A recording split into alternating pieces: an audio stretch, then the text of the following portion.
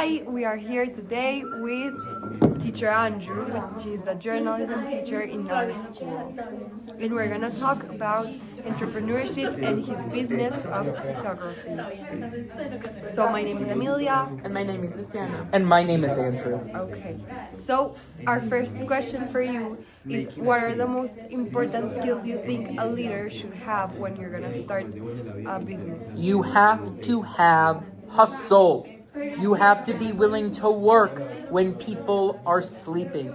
You have to be willing to constantly say, oh, I'm waiting for a bus. Why don't I try creating some marketing material? Or I'm sitting on the bus on the way home. Why don't I try learning a new skill?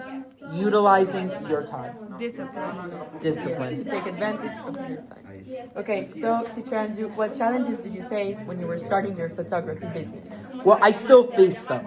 The deal is, fake it till you make it. I don't always know what I'm doing. Photography can be so technical. You have to truly understand lights. I don't have all those skills, so I have to utilize the skills that I have, which is street smarts, good with people, and still be able to deliver a product that's maybe not perfect, but that makes people happy and they find value in it. So to connect with people. Yes, I would say that my photography is all about connection. And talking about that, how did you come up with your business idea? How did you come up to being a photographer? So when I lived in China, I think the year was 2012, 2013. You might have to fact check me. When I lived in China, people started complimenting me on my photographs. And they were like, oh, you should do this for a business. And I was like, no. And then I got more and more compliments. And I decided that I want to... Try it out. I decided that I wanted to try it out. So I always say that my photography, it went from like an idea to a hobby to a side hustle to my main hustle. And now I get to do the two things I love most, which is teach and photography. Both are equally as important, and I could never imagine my life without teaching. Okay, so teacher, how has being a teacher influenced the way of your photography business, as you were just saying? Yeah, I would say that teaching and photography is interconnected. When you stand in front of a camera, you're awkward. You don't know how to stand. You don't know how to pose. You need someone to guide you and teach you what to do. And what would you do different to make that journey you just talked to us about more smooth? I think what I would do is I would take more classes, more workshops, constantly be a student. You know, sometimes I'm so busy with jobs, I don't have time to learn. I have to just learn on the spot.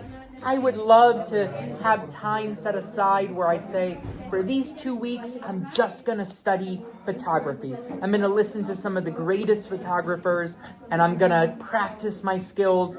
But when it becomes a business, sometimes you don't have that luxury. Yeah. And can you share with us a memorable story or moment that made you feel proud about your business in photography? Well, like for instance, I think some of the jobs we're getting are bigger and bigger.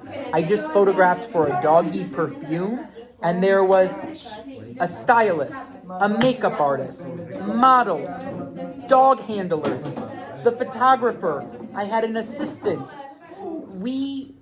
We're like a team of people, and when I look at that, I'm like, oh my God, that's really grown. Yeah, that's really grown. And lastly, what advice would you give your students or students in general who dream of starting a creative business just like yours?